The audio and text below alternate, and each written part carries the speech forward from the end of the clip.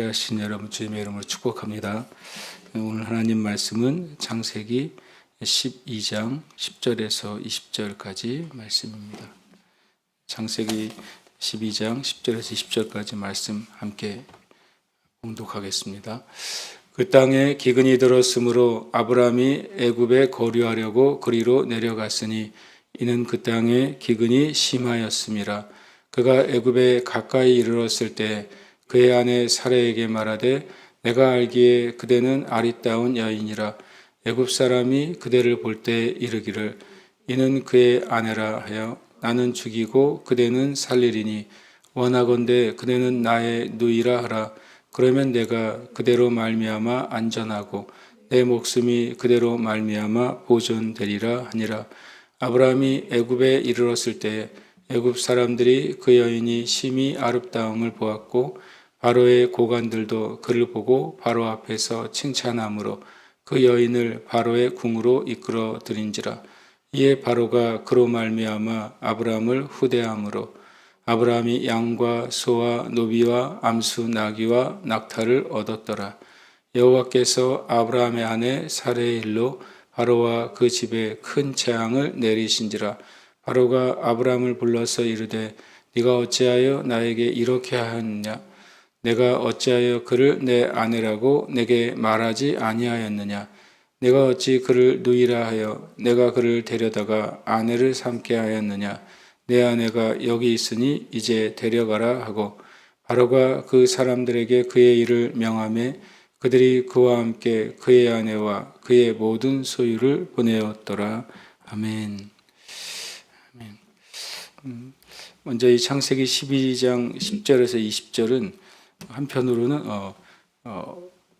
논란이 되는 내용이 있습니다. 왜냐하면 아브라함의 그 애굽의 경험이죠. 그래서 이 창세기 12장 1절에서 9절까지는 많은 말씀 읽는 이들이 큰 은혜를 받습니다. 왜냐하면 아브라함의 믿음의 여정이 시작되고 어찌 보면 위대한 그 믿음의 선택을 통해서 갈 바를 알지 못하고 하나님의 말씀을 의지해서 가는 그 아브라함의 모습은 실은 모든 믿는 자들에게 굉장히 큰 도전을 주는 말씀이 됩니다.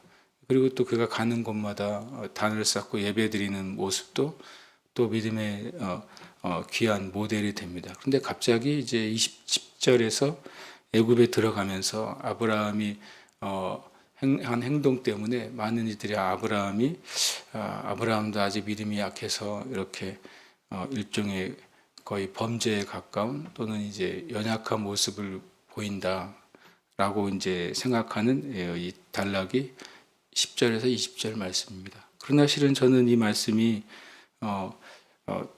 성경에서 말씀하시는 바가 아브라함의 실수를 고발하거나 죄를 고발하기 위한 것이 아니라고 저는 생각합니다. 성경적으로는 처음으로 이제 아브라함이 애굽 땅을 경험하죠. 그리고 또 이후에 살펴보면 또 애굽 땅에 갔다는 기록은 성경상으로는 나오지 않습니다. 그러니까 아브라함의 애굽의 첫 경험이면서 어떻게 보면 유일한 경험이 되는 애굽의 여정입니다. 그런 면에서 볼 때 아브라함은 성경의 인물 가운데 이집트 문명 그리고 이제 가나안 문명 그다음에 위쪽에 아람과 히타이트 문명 그리고 아브라함이 떠나온 메소포타미아 문명 이 모든 고대 문명을 실제로 다 경험했던 유일한 사람입니다. 성경의 인물을 가만히 보시면 이 네 지역을 한 두세 지역만 경험한 사람들은 있지만 아브라함처럼 메소포타미아 또 히타이트, 아람, 수리아 어떻게 보면 이 가나안과 이집트까지 다 여행해 본 사람이 거의 없는 것 같습니다.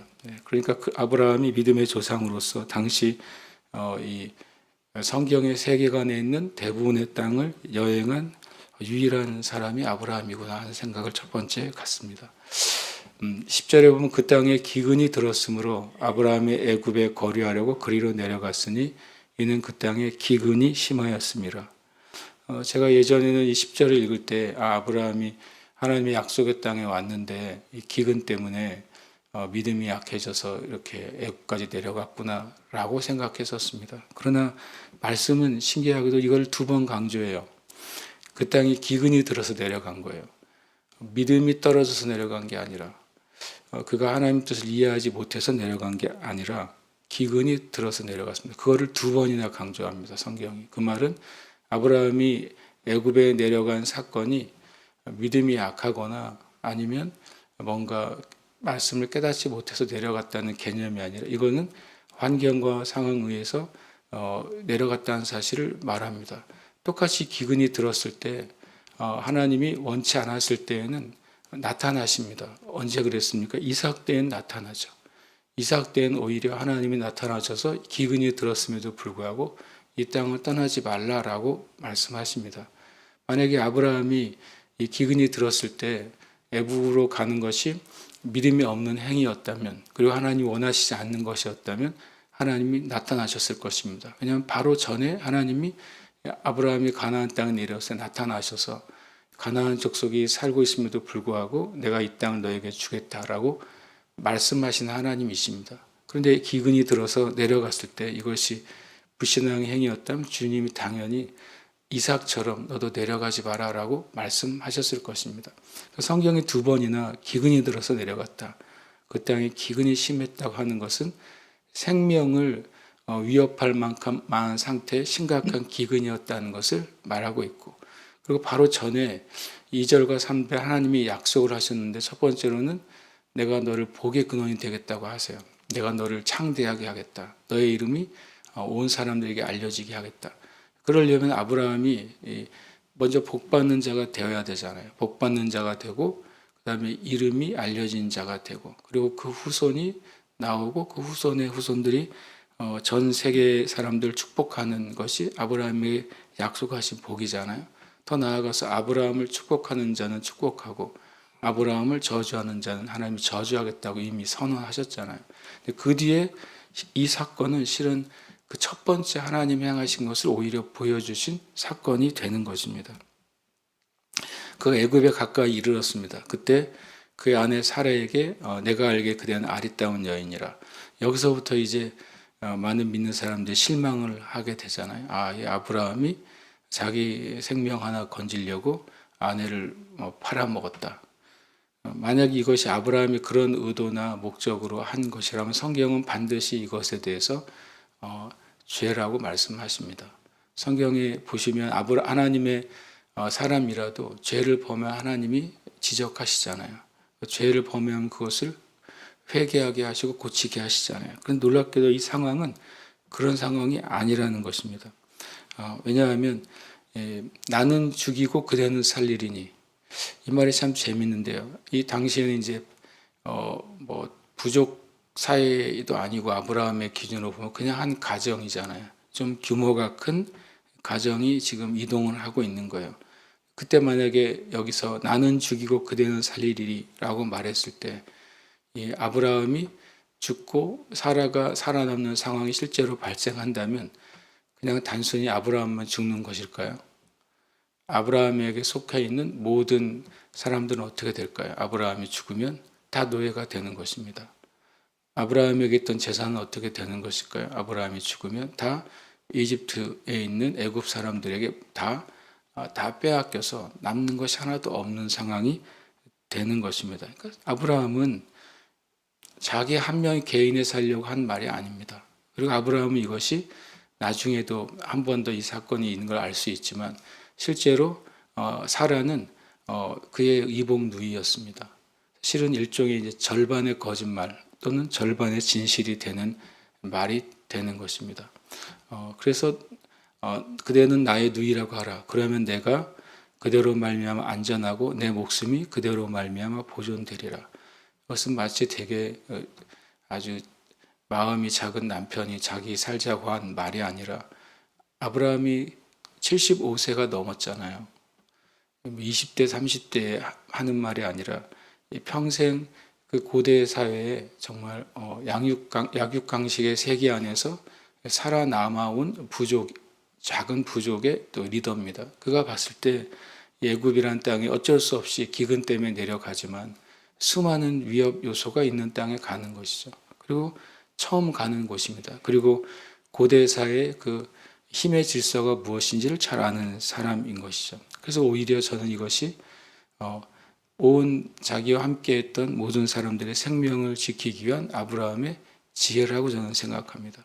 만약에 이것이 사라가 볼 때 부당했다면 나중에 사라가 이삭을 낳고 또 이스마엘이 이삭을 괴롭힐 때 또는 하갈이 이삭을 임신했을 때 한 행동에서 사라가 한 반응 등을 보면 사라는 그렇게 나약한 여인이 아닙니다. 자기의 주장을 명확하게 하는 여인인데 이때 놀랍게도 사라가 그대로 따릅니다.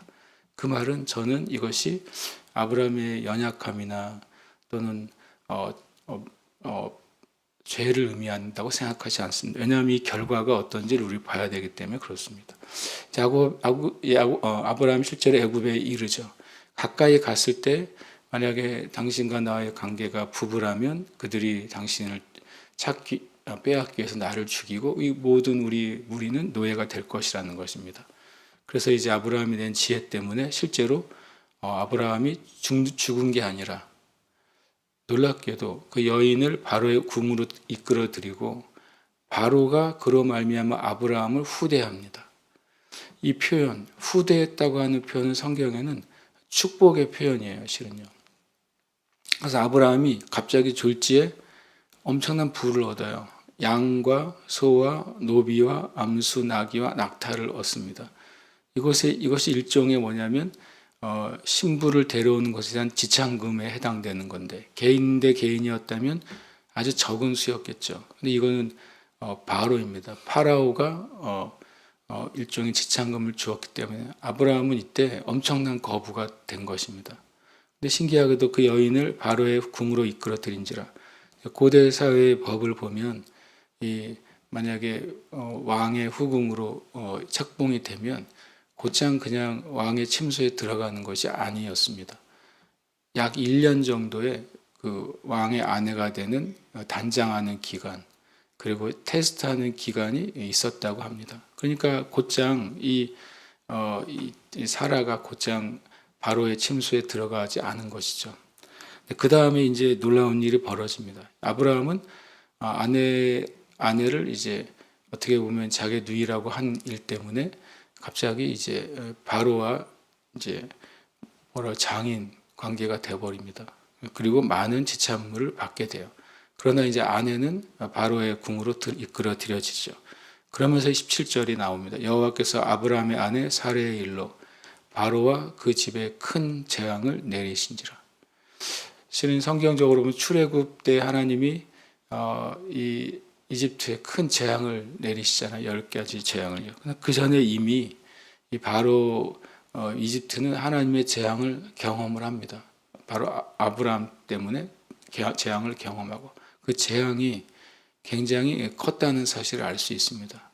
그리고 이 재앙이 하나님으로부터 왔다는 사실도 바로가 알게 되었다는 것을 우리는 17절과 18절 사이에 알 수 있습니다. 이때 아브라함이 굉장히 놀랐을 것입니다. 하나님이 가나안 땅에 있을 때 나타나셨다고 되어 있거든요. 하나님이 나타나셔서 이 땅을 너와 너의 자손에게 주겠다라고 약속하셨어요.